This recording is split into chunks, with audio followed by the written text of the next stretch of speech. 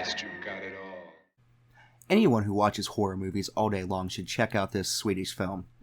It documents the descent into insanity from excessive horror and splatter films. I'm just kidding. It's just a great low-budget splatter comedy. Now, while the plot is exactly how I describe it, it's definitely a parody of the genre. I mean, how could it not be? Just look how over the top this movie is.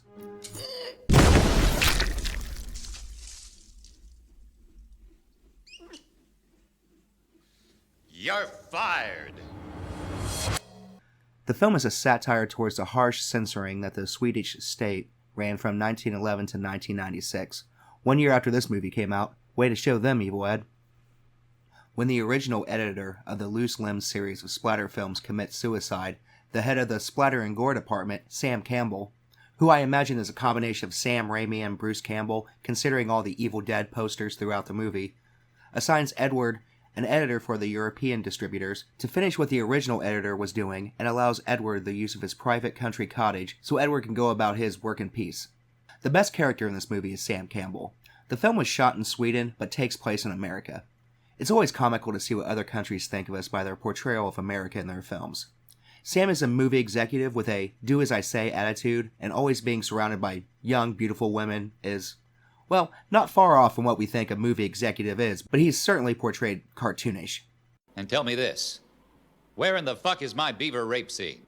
Some of the best dialogue in this movie is an uncredited Bill Moseley's lines from the unseen Loose Limbs movie.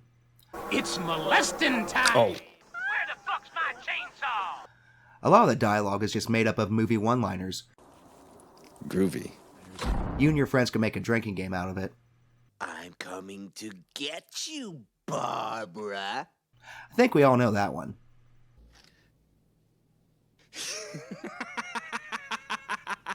Please collect them bones, them dry bones. Please collect them bones, them dry. Okay, since no one else is going to talk about it, I will. What is that tool used for? If you think this movie looks cheap, even for a low-budget 80s horror, you're not wrong. The camera used in the film was an archived 16mm camera owned by a Swedish state TV station. The producers acquired it from an elderly janitor for a bottle of whiskey. As funds were dwindling down, the producers came up with a scam to get the 16mm film. They would call various distributors of 16mm stock and ask for test samples. They would send them the sample reels for free, and they would just keep on shooting. This movie was intended to be just a short film, but they kept adding to it. The film was originally supposed to end with Ed being taken away in the ambulance, but the director felt it was too short, so they added the final act in the hospital with the SWAT team. Remember, this is an excellent opportunity to save a taxpayer's money.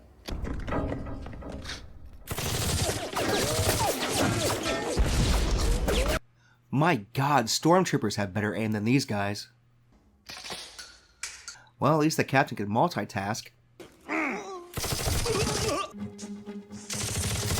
Jesus, Ed's taking this team out with a higher efficiency than Jack Goddamn Bauer. This film doesn't take itself that seriously, even for a horror flick. Owing a debt to a variety of early splatter classics, this Swedish gore flick is filled to the brim with flying limbs, exploding heads, and creepy, crawling creatures. Check it out.